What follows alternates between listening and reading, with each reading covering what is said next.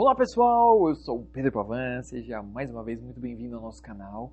E hoje, dando continuidade ao nosso bate-papo e a história que a gente estava desenvolvendo no vídeo passado sobre Atlântida, hoje nós vamos falar um pouquinho desses povos, a migração deles e a relação que isso tudo desenvolveu e as histórias e mitos por trás disso e a relação com os cristais, beleza? Então, vamos junto!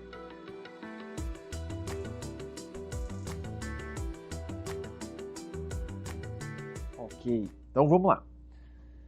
Como a gente estava comentando no vídeo passado, a gente teve o fim da Atlântida e teve uma migração de parte desses povos para várias regiões do planeta Terra. Então tem muitas lendas, a própria teosofia traz muitas histórias que trazem um conceito por trás disso daí, indicando que muitos lugares como os maias, os astecas, o Egito, a Mongólia, vários locais da África, enfim, foram sendo colonizados nessa nossa era, quinta raça raiz, por esses descendentes atlantes. Então, uma parte em si físicos, como seres que transmigraram de um lugar para outro, como também processos em sendo consciências que acabam utilizando os corpos que a gente usa aqui hoje para dar continuidade ao projeto Terra. Então, segue-se aí um pouquinho dessa história.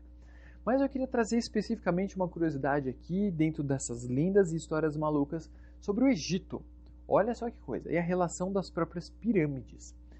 Era comum dentro dessas histórias atlantes uma tecnologia da consciência que esse pessoal utilizava, chamada-se tecnologia dos polímeros líquidos. Que vem a ser isso? Os caras conseguiam moldar a matéria e os elementos da matéria a fim de formar coisas. Que esse o filme Lucy mostra essa paradinha. Sabe a hora que ela começa a atingir perto do 100%, que ela começa a transformar a própria mão dela numa caneta, num globo, numa coisinha aqui, vai ganhando várias formas e se transformando. Então, sabe, esse conceito de a gente conseguir transformar coisas a partir da consciência? Então, disse que os atlantes se utilizavam disso como uma técnica chamada esse tal dos polímeros líquidos. Então, eles conseguiriam moldar a matéria, dando formas que eram necessárias. Então, daí vem a especulação de que próprios blocos das pirâmides foram feitos a partir dessa tecnologia dos polímeros líquidos. Vários povos gregos, romanos e outros, as construções arquitetônicas e tudo isso, aquelas coisas colossais, então surge aí boatos e especulações que foram utilizadas essas técnicas de polímeros líquidos para dar essas formas às construções. Então, ora seria no processo de esculpir literalmente e ora seria moldar a matéria ao seu redor.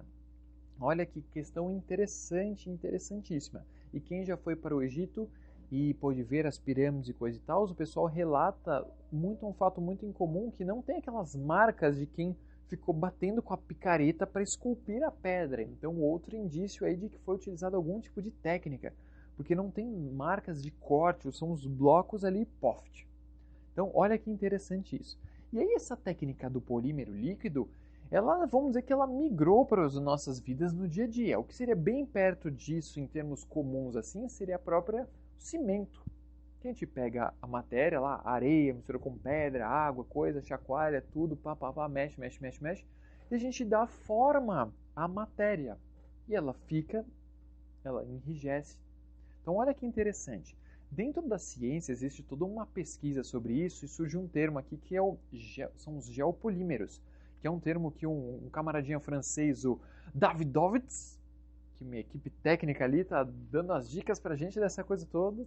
Esse tal Davidovits, não consigo falar esse nome agora, Davidovits, ótimo, um francês, que ele pegou vários estudos sobre o tema, sobre a formação, cerâmicas, materiais, selarias, vidros e coisa e tal, e patenteou isso como sendo geopolímeros. Esses geopolímeros, na verdade, esses materiais construídos a partir dessa manipulação, dessa alquimia que rola, na verdade, isso tudo vem de um processo anterior, ou outro nome para isso seria metacaolin ativado alcalinamente. Seria todo esse processo de formação e de moldar e trabalhar com esta matéria. Olha que louco. E esse camarada e outros também foram para o Egito e nas próprias pirâmides, segundo os estudos e pesquisas deles, eles identificam que teria uma certa semelhança ou ressonância dessa coisa dos geopolímeros ou metacaolin e tal, com o que a gente está descrevendo aqui como sendo a técnica dos polímeros líquidos, dos remanescentes atlantes. Então, olha que interessante aí. E por enquanto são incógnitas, interrogações aí no nosso reino humano aqui hoje, e essas relações de intercruzamentos do passado com a coisa toda aqui. Então, olha só. E aí vocês me perguntam, né? Tá, mas que raio isso tem a ver com cristais? Na verdade, tudo. Porque estamos falando dos minerais. Então, tudo isso, o mineral é a base de formação dos próprios cristais. Então, se a gente fosse fazer analogia, tudo isso tem a ver com o mesmo conceito. E falando ainda dos mitos e pirâmides e toda essa relação, em vários momentos foram relatados ali como camadas das pirâmides, como cada povo que utilizavam as pirâmides acabava recobrindo ela. E é muito comum, foi muito comum, pelo menos nas histórias, a utilização de ouro em volta da pirâmide inteira, e sobre o topo da pirâmide teriam-se cristais de quartzo geradores gigantescos, porque as próprias pirâmides eram utilizadas como antenas de conexão com as naves, com as bases, os outros planetas, estrelas e essa coisa toda. Então olha quanta coisa interessante se cruza aqui no meio do caminho. E pensando na pirâmide, vale citar algumas questõezinhas do Egito, por exemplo, muito curiosas, que tem a ver com assuntos diversos assim. Existe um tipo de mineral, não sei se é mineral o termo técnico para isso, mas são os fulguritos. O fulgurito, gente, é um raio que caiu na areia do deserto. E aí, dessa areia do deserto, gente, sai um troço assim, ó. E é o fulgurito. Então, olha que fantástico. Estou citando o fulgurito porque ele é usado no cristal também, na cristaloterapia, no reino mineral. O fulgurito também faz parte desse nosso negócio. Olha que loucura. Agora, imagina você que é filho de Xangô, por exemplo, que carrega Xangô, que trabalha com energia de Thor na bruxaria, na mitologia. Olha que pedra poderosíssima essa, que é o próprio raio que caiu e gerou algo a partir disso. Olha que interessante, pensa toda a energia acumulada da força desse raio esculpindo esse material, essa areia, essa coisa toda. Olha que fantástico. E também uma outra curiosidade em relação aos egípcios e a utilização dos cristais, que também era muito comum a utilização de muitos cristais. Só uma que acho que vale a pena a gente comentar aqui. Em alguns pontos é citado nas lendas, na mitologia, na história, que os faraós, alguns deles, ou algumas pessoas importantes, eram enterradas com cabochões, que é uma forma de lapidação de lápis lazuli sobre os olhos das múmias e dessa coisa toda. Porque através do lápis lazuli, o pessoal, quando ele chegasse do outro lado, eles iam ter a capacidade de ver e enxergar esse outro lado. Olha que fantástico! Claro, se você usar lápis lazuli aqui, que é uma super pedra legal de conexão, de consciência, essa parte toda, se a gente usa isso do outro lado, quando a gente chegar lá, a gente vai conseguir ver. Olha que bacana! Então, nossa, tem muita história e muita coisa legal por aí pela frente. Beleza?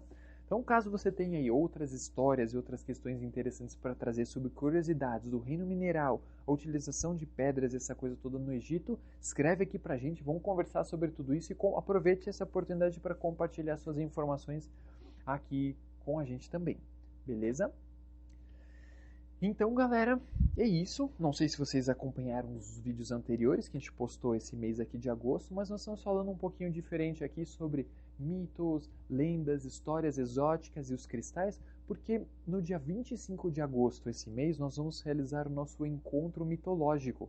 Então vai ser um encontro fantástico com os palestrantes incríveis que vão falar sobre a mitologia, trazendo toda essa relação importante do trabalho do arquétipo, do símbolo, da vibração e das lendas do mito em si, para o desenvolvimento pessoal, o desenvolvimento da nossa consciência nesse momento. Beleza?